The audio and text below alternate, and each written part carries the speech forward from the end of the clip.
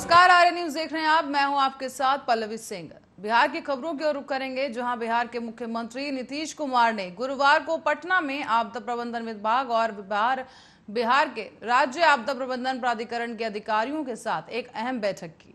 इस दौरान अधिकारियों ने वज्रपात के कारण होने वाली मौतों को कम करने के लिए तैयार की गई योजना की जानकारी दी है। बैठक में बताया गया है कि सुप्रीम कोर्ट ने बिहार में बाढ़ आपदा के दौरान चलाई जाने वाली सामुदायिक किचन मंडल की प्रशंसा की है। आपको बता दें कि इधर बैठक में मुख्यमंत्री ने कहा कि राज्य हमेशा आपदा से प्रभावित रहता है, कभी बाढ़ तो कभी सुखाड़ की स्थिति बनी रहती है। ऐसे में आपदा में किसी को किसी प्रकार की कोई असुविधा ना हो, इसका हम लोग पूरा ध्यान रखते हैं। तो वहीं एनडीआरएफ की टीम को हम लोगों ने राज्य में मंगवाया और उन्हें रहने और खाने और अन्य सुविधाओं की बेहतर व्यवस्था की।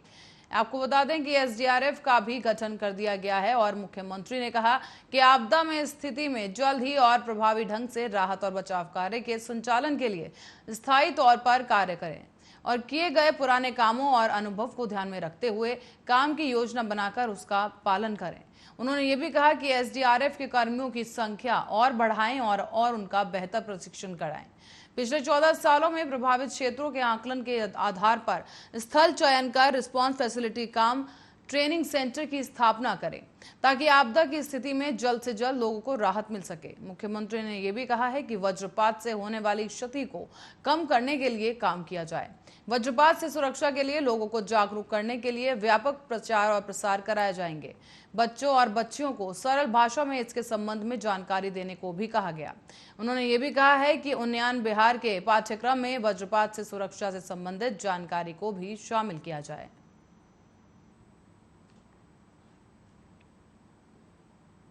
और बिहार में विधानसभा में अब भारतीय जनता पार्टी सबसे बड़ी पार्टी बन गई है। 2020 के विधानसभा चुनाव में राजद सबसे बड़ी पार्टी हुआ करती थी, लेकिन उस समय भाजपा दूसरे स्थान पर थी। लेकिन हाल ही में वीआईपी के 3 विधायकों के शामिल होने के बाद अब भाजपा की सीटें 74 से बढ़कर 77 हो गई हैं। लालू यादव की राजद 75 सदस्यों के साथ दूसरे स्थान पर खिसक गई है और ये पहली बार है जब बिहार विधानसभा में भाजपा सबसे बड़ा दल बना हो। 2010 में भाजपा ने 91 सीटें हासिल की थी। उस समय जदयू 115 सीटों के साथ सबसे बड़ी पार्टी थी। तो वहीं बिहार विधानसभा में आज मुकेश सहनी की पार्टी में बीजेपी में गए विधायकों का मामला भी गर्म चल रहा है। ऐसे में भाजपा के विधायक मुकेश सहनी से इस्तीफा मांग रहे हैं और सहनी की नैतिकता वाले बयान पर शाहनवाज हुसैन ने भी अब पलटवार कर दिया है। उन्होंने कहा कि जो पीएम और गृह मंत्री को अपशब्द कह सकता है, वो हमारे लिए कुछ भी कह सकता है। नैतिकता सभी के लिए होती है और सिर्फ एक के लिए नहीं होती। उधर आरजेडी विधायक इस मामले के बहाने अब मुकेश सहनी और सीएम नीतीश कुमार पर तंज कस रहे हैं। उनका यह कहना है कि आज मुकेश सहनी हटे हैं, कल मुख्यमंत्री नीतीश कुमार हटेंगे।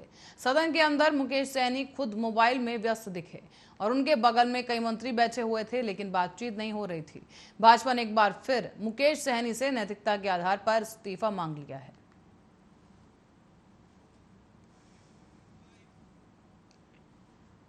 और बिहार सरकार जल्द ही अब राज्य में लगभग 4500 मंदिरों या मठों में बाड़ लगाने की प्रक्रिया शुरू करने वाली है। आपको बता दें कि मंत्री प्रमोद कुमार ने गुरुवार को विधानसभा को यह जानकारी दी। प्रमोद कुमार ने कहा है कि मंदिर की जमीन पर अतिक्रमण रोकने के लिए कदम उठाए जा रहे हैं। कानून मंत्री ने कहा कि ये योजना और विकास विभाग ने 11 मार्च को गृह विभाग से राज्य में करीब 4500 पंजीकृत मंदिरों और मठों की बाढ़ के निर्माण के लिए धन जारी करने का अनुरोध किया था। मंत्री ने कहा कि उनके विभाग ने सभी जिलों के प्रशासनिक प्रमुखों को अन्य 2176 अपंजीकृत मंदिरों या मठों के कामकाज के प्रबंधन के लिए नोडल अधिकारी नियुक्त करने का निर्देश दिया है। साथ ही कुमार ने यह भी कहा कि इन अपंजीकृत मंदिरों से संबंधित कई करोड़ों रुपए के 3212 एकड़ के राजस्व रिकॉर्ड को प्रस्तुत करने के निर्देश भी जारी किए गए हैं। मौजूदा कानूनों में कुछ बदलाव किए जाने के बाद इन संपत्तियों को जल्द ही सरकारी भूमि घोषित किया जाएगा। मंत्री ने यह भी कहा कि नोडल अधिकारियों की नियुक्ति के बाद ये अपंजीकृत मंदिर बिहार राज्य धार्मिक न्यास परिषद की सीधी निगरानी में काम करेंगे। इसी तरह की राय व्यक्त करते हुए बिहार के भूमि सुधार और राजस्व मंत्री रामसूरत राय ने कहा है कि बीएसआरटीसी के तहत मंदिरों को चलाने का निर्माण बड़े पैमाने पर अनियमितताओं को रोकने के लिए किया गया है।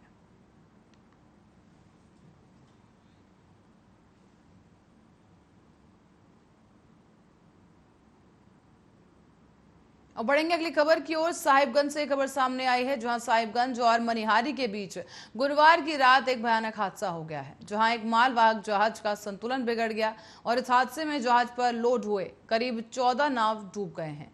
इसमें से 9 को निकाल लिया गया है, तो वहीं इस घटना में कई चालक और ड्राइवर के लापता होने की सूचना है। मौके पर राहत बचाव कार्य शुरू हो चुका है। बिहार और झारखंड दोनों राज्यों की टीम लगाई जा चुकी है। मालवाहक जहाज साहिबगंज से समदा घाट से चलाया गया था और बिहार के मनिहरी घाट था जाना उसको। उसके बाद ही साहिबगंज से डीसी रामनिवास यादव ने इसकी पुष्टि की है। उन्होंने ये भी बताया कि 4 से 5 ट्रक अभी भी डूबे हैं और प्रशासनिक टीम को राहत बचाव कार्य में लगा दिया गया है। सही वहीं आपको बताते चलें कि 2-3 लोग अभी भी लापता हैं और इधर जहाज के एंकर ने बताया है कि वो 14 ट्रक लेकर चला था और जहाज से 5 ट्रक गंगा में गिर चुके हैं। तो वहीं जहाज पर खड़े 9 ट्रक पलट गए। हादसे को लेकर कहा गया है कि पहले टायर फटने की आवाज आई और उसके बाद जहाज का संतुलन बिगड़ गया। इसके बाद ऐसी घटना हुई और झारखंड के साहिबगंज से बिहार के मनिहारी घाट के लिए चले गए मालवाहक जहाज पर स्टोन चिप्स यानी पत्थर लोड किए गए थे। हादसे के दौरान लोगों ने बचाने के लिए आवाज भी लगाई, लेकिन कई लोगों ने पानी में कूदकर अपनी जान बचाई है। इस घटना के बाद फिलहाल राहत और बचाव कार्य के लिए एनडीआरएफ की मदद ली गई है और आपको बता दें कि देवघर से एक टीम साहिबगंज भी पहुंच चुकी है। गौरतलब है कि इससे पहले भी साल 2020 में राजमहल से पश्चिम बंगाल के मणिकच्चक जा रहा एक जहाज अनियंत्रित होकर पलट गया था। कई ट्रक गंगा में समा गए थे और कई लोगों की जान भी चली गई थी।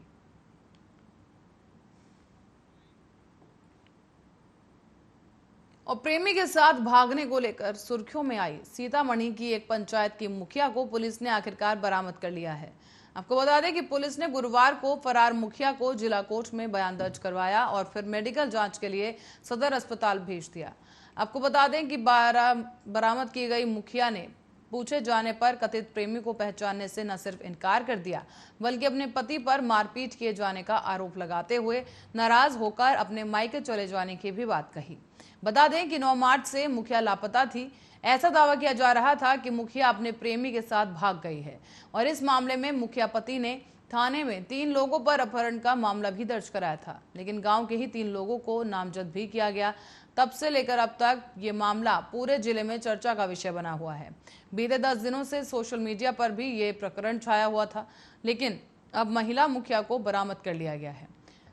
बता दें कि इस महिला मुखिया ने पंचायत चुनाव में काफी मेहनत कर जीत हासिल की थी और उसका सपना था कि पंचायत का विकास करे, लेकिन इसी बीच उसे गांव के ही एक शख्स से प्यार हो गया, जिसके बाद वो अपने सारे कर्तव्यों को छोड़कर अपने प्रेमी के साथ फरार हो गई।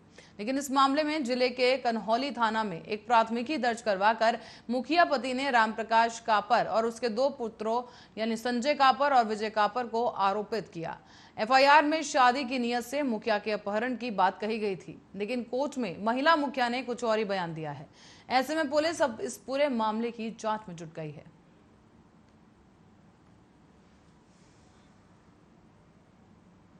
बिहार के मधेपुरा से खबर सामने आ रही है, जहां जिले में मानवता को शर्मसार कर देने वाली एक घटना सामने आई है। दरअसल ये घटना जिले के सदर थाना क्षेत्र के एक गांव की है। यहां पर एक महिला को बदचलन होने के आरोप में बुरी तरह से पीटा गया। पंचायत में इस महिला को तब तक पीटा गया जब तक वो बेहोश नहीं हो गई। बताया जाता है कि पीड़ित महिला पर कुछ ग्रामीणों ने बदचलन होने का आरोप लगाया था। जानकारी के अनुसार गांव के ही लोगों ने पीड़ित महिला को रात के अंधेरे में खेत में पकड़ा और गांव वालों को बताया कि इस बात की जानकारी मिलने के बाद उसकी पिटाई की तैयारी की गई।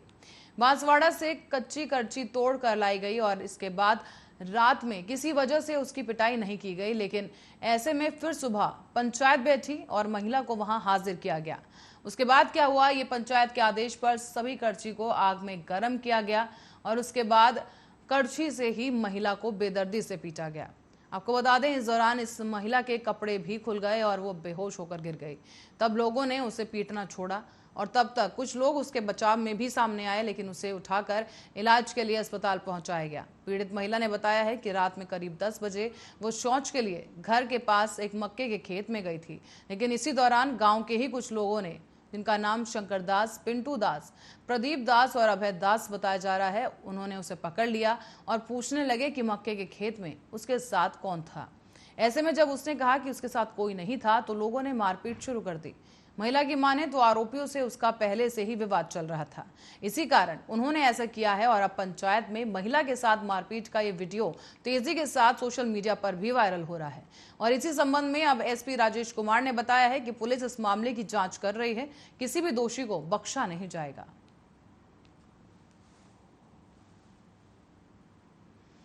और बढ़ेंगे अगली खबर की ओर। बिहार के हाजीपुर में गुरुवार को रात में बेखौफ बदमाशों ने एक होटल संचालक और एक एयरफोर्स के अधिकारी पर ताबड़तोड़ गोलियां बरसा दी हैं। इस अंधाधुंध फायरिंग में एयरफोर्स के अधिकारी और उसके परिवार को कोई नुकसान नहीं हुआ है, लेकिन पर्सनल ड्राइवर की गोली लगने से मौत हो गई। तो वहीं होटल संचालक को 4 गोलियां लगी हैं और जिससे वो बुरी तरह जख्मी हो गया है। हालांकि उसे इलाज के लिए पीएमसीएच रेफर कर दिया गया है और यहाँ इलाज के दौरान देर रात उसकी मौत हो गई। देर शाम को हुई इस घटना के बाद से ही पुलिस महकमे में भी हड़कंप मच गया है। जिले के एसपी समेत कई थाने की पुलिस भी मौके पर पहुंच गई। तो इस घटना से आक्रोशित हुए लोगों ने हाजीपुर पटना मुख्य मार्ग को जाम कर दिया है। पूरा मामला हाजीपुर औद्योगिक थाना क्षेत्र के हाजीपुर पटना मुख्य मार्ग पर स्थित बसंत विहार लाइन होटल का है। फिलहाल इस मामले की जांच की जा रही है और इस घटना को क्यों अंजाम दिया गया, इसके बारे में अभी कुछ साफ नहीं कहा गया है। दरअसल देर शाम को हाजीपुर के बसंत विहार फैमिली होटल पर बाइक सवार अपराधी पहुंचे और इसके बाद होटल में घुसकर अंधाधुंध फायरिंग की गई। होटल संचालक विवेक उर्फ पेंटर को बदमाशों ने सीने में 4 गोली मारी और होटल में एयरफोर्स का एक अधिकारी अपने परिवार के साथ खाना खाने के लिए पहुंचा था। इसी बीच हुई इस फायरिंग में एयरफोर्स के अधिकारी के ड्राइवर को भी गोली लगी है। इस घटना में मौके पर ही इस ड्राइवर की मौत हो गई। तो वहीं एयरफोर्स का अधिकारी आगरा में तैनात था और छुट्टी पर अपने घर लौटा है।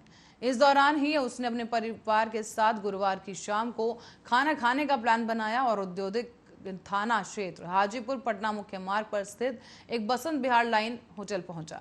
फिलहाल इस पूरे मामले में पुलिस जांच कर रही है। औद्योगिक थाना प्रभारी अजय कुमार ने दोनों की मौतों की पुष्टि की है।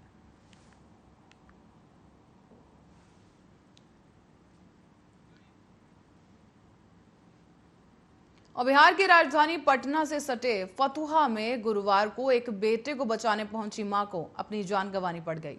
थाना की बता दें आपको, ये घटना जो है थाना क्षेत्र के बुद्धदेव चक गांव की है, जहां पर बच्चों का विवाद इतना बढ़ गया कि वो आपस में मारपीट करने लगे।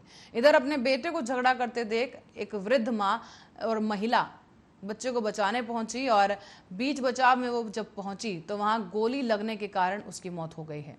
दरअसल इस घटना की सूचना पाकर फतुहा थाने की पुलिस भी मौके पर पहुंच गई और शव को कब्जे में लेकर पोस्टमार्टम के लिए पटना भेज दिया गया है।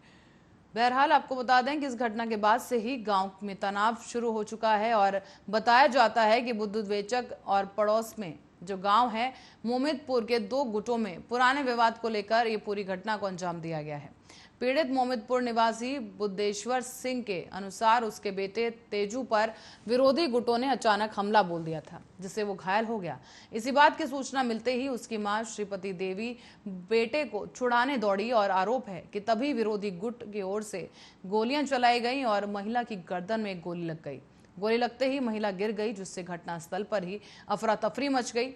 हालांकि आनन फानन में परिजन महिला को लेकर फतुहा अस्पताल पहुंचे, जहां डॉक्टरों ने उसे मृत घोषित कर दिया। घटना की जानकारी मिलते ही पुलिस भी अस्पताल पहुंच गई और शव को कब्जे में लेकर पोस्टमार्टम के लिए भेजा गया। तो वहीं पुलिस ने घटनास्थल पर जाकर ग्रामीणों से भी पूछताछ की और इस घटना की जानकारी ली। इस मामले में पुलिस ने कुछ लोगों को हिरासत में लिया है, जिनसे पूछताछ की जा रही है। हालांकि स्थानीय लोगों का कहना है कि मृतका श्रीपति देवी का बेटा तेजू गांव में अपने दोस्तों से बातचीत कर रहा था। वो वहां विरोधी गुट के भी लड़के थे और किसी बात को लेकर बहस शुरू हो गई और फिर इलाका रण क्षेत्र में तब्दील हो गया। इसी बीच तेजू की मां उसे छुड़ाने के लिए पहुंची, लेकिन फायरिंग की चपेट में आने से उसकी मौत हो गई है।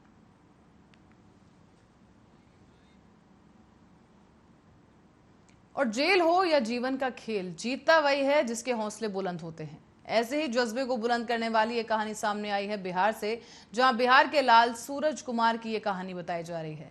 सूरज कुमार, जिसने नवादा जेल में सजा काटते हुए देश की सबसे प्रतिष्ठित परीक्षाओं में से एक मानी जाने वाली IIT जेम क्वालिफाई कर लिया है।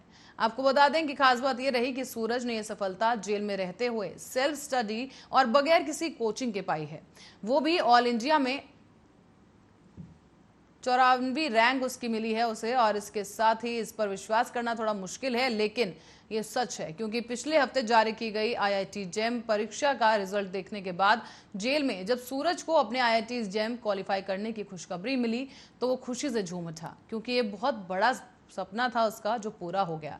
आपको बता दें कि शुरुआती सफलता मिली है उसे, जो कि एक मील का पत्थर साबित होगी। और बताते चलें कि सूरज अब आईआईटी में दाखिला लेकर अपने आगे की पढ़ाई पूरी कर सकेगा।